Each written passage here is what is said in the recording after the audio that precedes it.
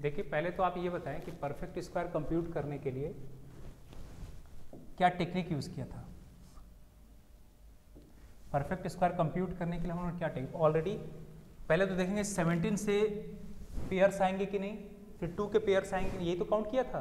तो पहले वो लिख लेते हैं। तो 17 के पेयर्स क्या आएंगे, मुझे 2 17 चाहिए, यहाँ कोई भी एक सिर्फ 17 तो नहीं बनेगा, इससे पेयर नहीं बने, उसको 0 से रिप्रेजेंट कर दिया है ना, मतलब सेलेक्ट नहीं किया। 2 के कितने पेयर्स बनेंगे, 2 स्क्वायर के 2 पेयर बनेंगे, ठीक है, 5 2 अवेलेबल है ना, तो 2 स्क्वायर मतलब टोटल 2 टू द पावर ये जो 4 है 2 2 के 2 पेयर्स बन जाएंगे, ठीक है। तो अब ये बताएं, और वेरिएशन आपको बताया था 2 है यहाँ पावर, तो 0 1 2 लिख दें, यहाँ पे 0 का 0 ही रहेगा। तो अब फैक्टर्स कौन कौन से होंगे, देखें फैक्टर्स यहाँ से जो फैक्टर्स मिलेगा क्या मिलेगा, या तो मैं 2 स्क्वायर पे पावर 0, किसी नंबर पावर 0 1 होता है, ठीक है ना, किसी नंबर पावर 0, ये तो सेलेक्ट करने का मेथड, मतलब 2 स्क्वायर को हमने सेलेक्ट नहीं किया तो उसको आप सिंपली 1 लिख सकते हैं ऐसे। ये क्या बताता है,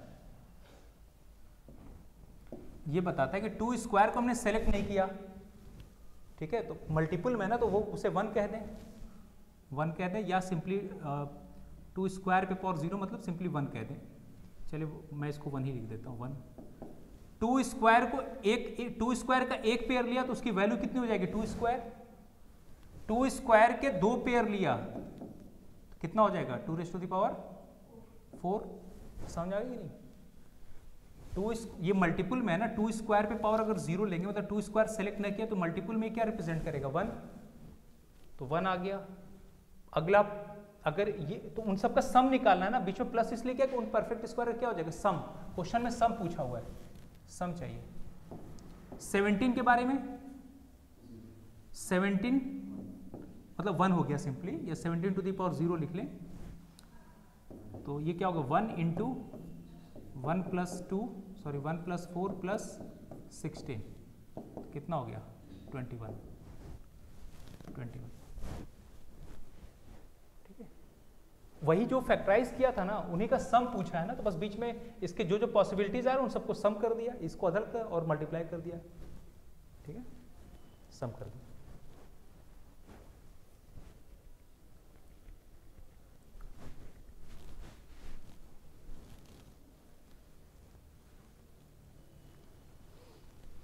इसी में दूसरा क्वेश्चन,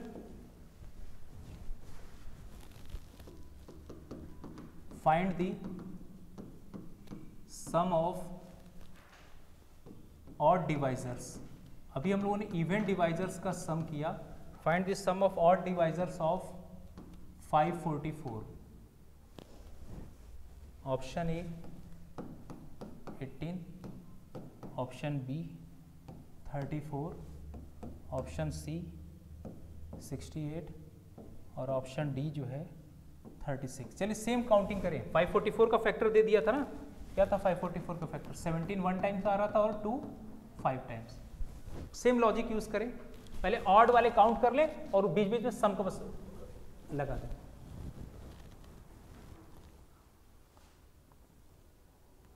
ऑड के लिए 2 नहीं आना चाहिए। ऑड डिवाइजर्स में क्या करते हैं, एक भी अगर 2 प्रेजेंट है तो ऑड वो इवन नंबर बना देगा। तो पहले ऑड डिवाइजर बना ले, उसके बाद हाँ 18, हाँ पहले ऑड डिवाइजर्स की चॉइसेस लिख लें, उसी को सम करने में अलग अलग लिख दें। मैं कर देता हूँ इसको, देखिए इसमें एक्चुअली इस क्वेश्चन में ना ये एक्स्ट्रा डाल दिया, जो कल वाले को इससे पहले जो क्वेश्चन करा था उसमें सम नहीं था, उसमें हम लोग सिर्फ फैक्टर्स निकाले थे। तो अगर सिर्फ odd factors, number of odd factors निकालना होता, पहले आप number of odd factors count करें। ऑड फैक्टर्स के लिए 2 नहीं आना चाहिए ना, 2 आते ही क्या बना देगा, इवन। तो 2 के जो चॉइसेस है कि 2 को सिलेक्ट ना करें, ये 5 0 1 2 3 4 और ये 5। तो मैं अगर 2 पे पावर 1 यहाँ से सेलेक्ट करता हूँ तो एक भी 2 रहेगा, तो 2 का मल्टीपल क्या बने, नंबर को इवन। मतलब यहाँ से यहाँ तक की पॉसिबिलिटी मुझे नहीं लेना है ना, तो 2 पे पावर 0 यहाँ से क्या बनेगा, 2 पे पावर 0 मतलब एक चॉइस। 2 पे पावर 0, एक चॉइस यहाँ से हो गया 0 2 सेलेक्ट करने का, और 17 पे कोई रिस्ट्रिक्शन नहीं, तो 17 पे 2 केस बनेंगे 0 और 1, तो 2 चॉइस यहाँ बन जाएंगे। तो इसका मतलब टोटल फैक्टर कितने हुए, 2 फैक्टर्स होंगे। ये जो टोटल कितने आए थे 32 आए थे, टोटल नंबर ऑफ फैक्टर्स कितने आए थे इस क्वेश्चन में, हम लोगों ने इससे पहले किया था ना, नहीं शायद इससे पहले वो कोई और, अच्छा वो 1080 था, चलिए कोई बात नहीं, मुझे लगा कि यही क्वेश्चन है। फैक्टर्स जो भी टोटल फैक्टर्स आए यहाँ सिंपली मल्टीप्लाई कर दें, 5 में एक बढ़ा के 6 और 6 2 12, टोटल 12 फैक्टर्स में से 2 क्या होंगे, 2 ऑड फैक्टर्स होंगे, टोटल 12 फैक्टर्स में से 2 क्या होंगे, ऑड। लेकिन मुझे ये नहीं निकालना, मुझे निकालना है उन ऑड डिवाइजर्स का सम, ठीक है। तो यहाँ बेसिकली देखिए फैक्टर कौन कौन सा आएगा, देखिए मैं सिंपली लिख दूं अगर नहीं समझ में आ रहा है तो ये बताए 17 to the power 0 plus 17 to the power क्या पॉसिबिलिटी है 1, एक तो ये ब्रैकेट क्लोज हो गया, इनटू 2 पे पावर यहाँ कितना पॉसिबिलिटी है, सिर्फ एक ना 0, 2 को सेलेक्ट नहीं करना है ना, तो 2 पे पावर 0 कितना हो गया 1, 2 पे पावर 0 ना उसको लिख दिया, तो कितना हो गया 17 पे पावर 0 1, 1 प्लस 17 इंटू 1 कितना हो गया 18, आंसर कितना हो गया 18।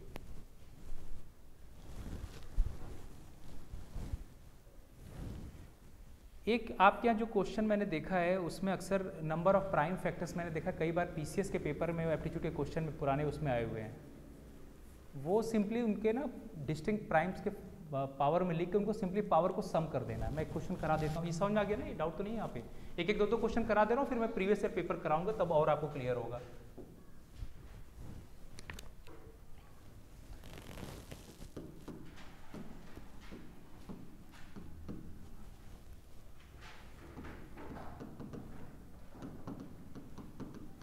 अब ये डिपेंड करता है ना, देखिए थोड़ा सा आपको आगे का पढ़ना पड़ता है, उससे आपको कॉन्फिडेंस डेवलप होगा। अब लास्ट टाइम मैं पीएनसी पढ़ा रहा था तो कई क्वेश्चन तो एज इट इज़ है, एक क्वेश्चन लास्ट में मैं वो डिरेंजमेंट वाला ये सोच के कि वो तो हम लोग इंजीनियरिंग वगैरह के बीटेक एंट्रेंस वगैरह पढ़ाते हैं, सिर्फ मैंने फार्मूला लिख के छोड़ दिया, जिन्होंने क्लास किया होगा है ना, 5 लीटर्स है 5 इनवेलप कितने वेज में अरेंज करें, जो क्वेश्चन आया था इस बार, तो अब वो अब जो भी पेपर सेटर होगा उसने दे दिया। तो अब आप जनरल जो स्टैंडर्ड क्वेश्चन है कर लेना चाहिए, आप अपना हर तरह क्वेश्चंस देख लें, जो बहुत टफ होंगे उस पर लास्ट में अगर टाइम बचता है तो देंगे, नहीं तो कोई ज़रूरत नहीं।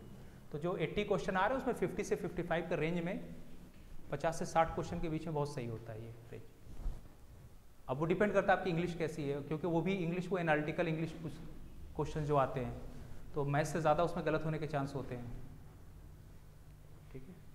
तो खैर वो सबका हो सकता है किसी का बहुत अच्छा हो, प्रैक्टिस के ऊपर है, लेकिन ये है कि यहाँ से जो क्वेश्चंस अगर इस तरह का प्रैक्टिस कर लेंगे तो आपके आंसर गलत नहीं होंगे, तो वो जो 8-10 क्वेश्चन का जो लीड लेंगे ना उससे आराम से कट ऑफ क्वालिफाई हो जाएगा, कोई दिक्कत नहीं।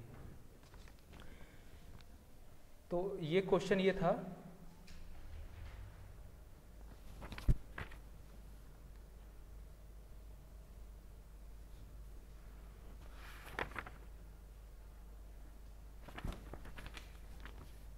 The number of prime factors in the expression 6 to the power 4 into 8 to the power 6 into 10 to the power 8 into 12 to the power 10 is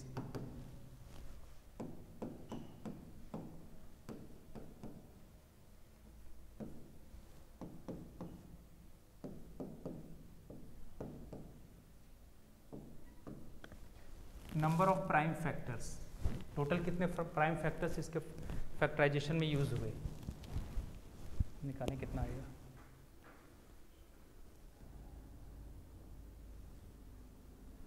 basically number of prime factors निकालने के लिए sum of exponent of all primes, सबको prime के powers में लिख दें और सबके पावर को ऐड कर दें। बेसिकली आपको क्या करना है, sum of exponents of all primes, prime number के जैसे मान लें यहाँ पे ना 2 स्क्वायर इंटू 3 है, तो 2 ये जो प्राइम में कितनी बार यूज हुआ, 2 बार, ये जो प्राइम में कितनी बार यूज, एक बार, तो total number of prime factors तो आंसर क्या होगा 3, 2 का एक्सपोनेंट 2 और 3 का एक्सपोनेंट 1 इनको ऐड कर दिया, ये है इस क्वेश्चन का सेंस जो है जब भी ये लैंग्वेज है तो यही समझेंगे, number of prime factors total number. तो आप सिंपली क्या करना है, ये सब प्राइम के पावर में ही है ना, तो ये बेस को पहले प्राइम के पावर में ब्रेक कर दे।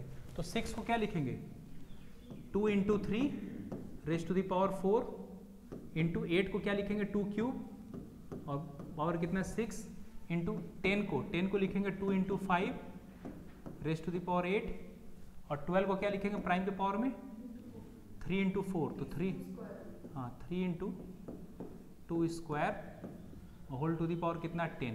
पहले तो ऐसे हमेशा प्राइम के नंबर्स में ब्रेक कर लेंगे। अब ये काउंट करेंगे 2 कितनी बार आ रहा है, देखिए 2 यहाँ पे 2 4 टाइम्स आ रहा है, तो 4 यहाँ से उठा लिया प्लस यहाँ से 2 कितनी बार आएगा 6 3 से 18, इस फैक्टर से 2 कितनी बार आया 8, इस फैक्टर से 2 कितनी बार आया 20, ये 2 के निकल गए, 2 इतनी बार आया, 3 कितनी बार आया है 3 एक्सपोनेंट,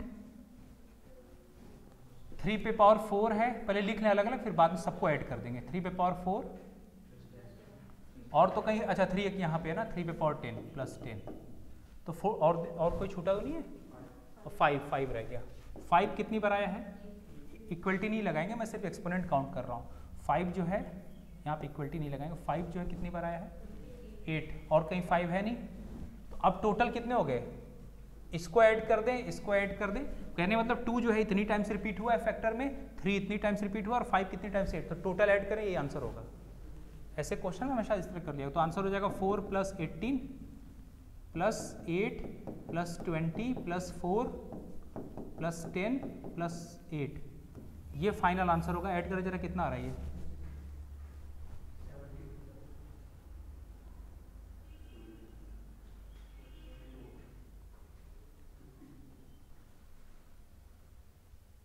$72।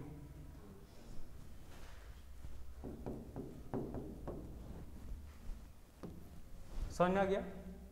ये लैंग्वेज कभी भी हो तो हमेशा ये वो ये पूछना चाह रहे हैं कि इसके फैक्टर्स में जैसे इसको अलग अलग लिखेगा ना 2, 2, 3 तो टोटल कितनी बार यूज हुआ प्राइम नंबर 3 बार, तो उसी तरह यहाँ प्राइम नंबर कितनी बार यूज हुआ, इसमें कितनी बार प्राइम यूज हुआ, तो वो सम ऑफ ऑल, इसीलिए मैं लिख दिया sum of exponents of all primes, या ना जैसे ये वाला 2 प्राइम का एक्सपोनेंट जो है इसको सम, 3 के एक्सपोनेंट को 5 के सबको क्या कर दिया sum of exponent of all primes. ठीक है, तो ये काउंटिंग का एक बेसिक रूल था, मैंने लगभग 1-1, 2-2 क्वेश्चन हर तरह का करा दिया।